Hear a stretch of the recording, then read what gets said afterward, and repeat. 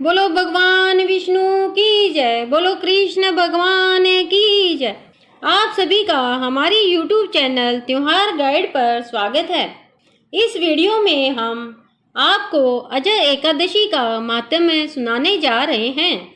समस्त पापों और कष्टों को नष्ट कर हर प्रकार की सुख समृद्धि प्रदान करता है। भाद्रपद मास के कृष्ण पक्ष की इस अजय एकादशी का व्रत आज भगवान विष्णु के उपेंद्र स्वरूप की पूजा आराधना की जाती है। व्रत और पूजा का विधान तो सभी एकादशियों का एक समान है और एक एकादशी भी इसका अपवाद नहीं। अजय एकादशी माहात्म्य भाद्रपद कृष्ण पक्ष। युधिष्ठिर ने पूछा, जनार्दन, अब आप मुझे भादों की कृष्ण पक्ष की एकादशी के बारे में बताइए। उस एकादशी का नाम तथा उसकी विधि क्या है?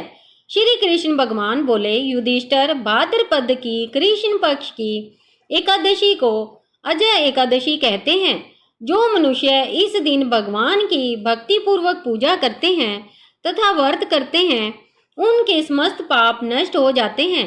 इस एकादशी की कथा इस प्रकार है। प्राचीन काल में एक चक्रवर्ती राजा हरिश्चंद्र राज्य करते थे। वह अत्यंत वीर, प्रतापी और सत्यवादी थे। उन्होंने किसी अज्ञात कर्म तथा प्रतिज्ञा से राज्य को त्याग दिया और अपनी पत्नी तथा पुत्र को बेच दिया। वह स्वयं एक चांडाल के सेवक बन गए। उन्होंने चांडाल के यहाँ कफन लेने का काम किया, परंतु उसने इस आपत्ति के काम में सत्य को न छोड़ा। जब इस प्रकार रहते हुए उनको बहुत वर्ष व्यतीत हो गए तो इससे मुक्त होने का उपाय खोजने लगे। एक बार गौतम ऋषि वहां आए। राजा ने उन्हें देखकर प्रणाम किया और अपने दुख की कथा सुनाने लगे। मैं ऋषि गौतम बोले, राजन, भादों के कृष्ण पक्ष में अजय एकादशी होती है। तुम इस एकादशी का विधि पूर्वक व्रत करो तथा रात्रि जागरण करो। इससे तुम्हारे समस्त पाप नष्ट हो जाएंगे। गौतम ऋषि राजा से इस प्रकार कहकर अंतर्ध्यान हो गए।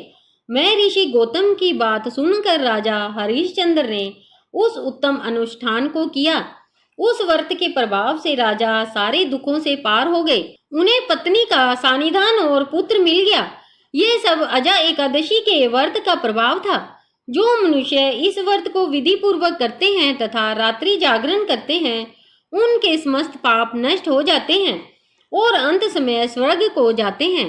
इस एकादशी की कथा के श्रवण मात्र से ही अश्वमेघ यज्ञ का फल मिलता है।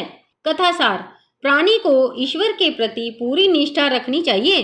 कठिन परिस्थितियों में भी जो सत्य का मार्ग नहीं छोड़ते, वे स्वर्ग के अधिकारी होते हैं। सत्य की परीक्षा कठिन परिस्थितियों में ही होती है। अतः ईश्वर पर पूर्ण विश्वास रखते हुए सत्य का पालन करना चाहिए। बोलो विष्णु भगवान की जय। बोलो कृष्ण भगवान की जय।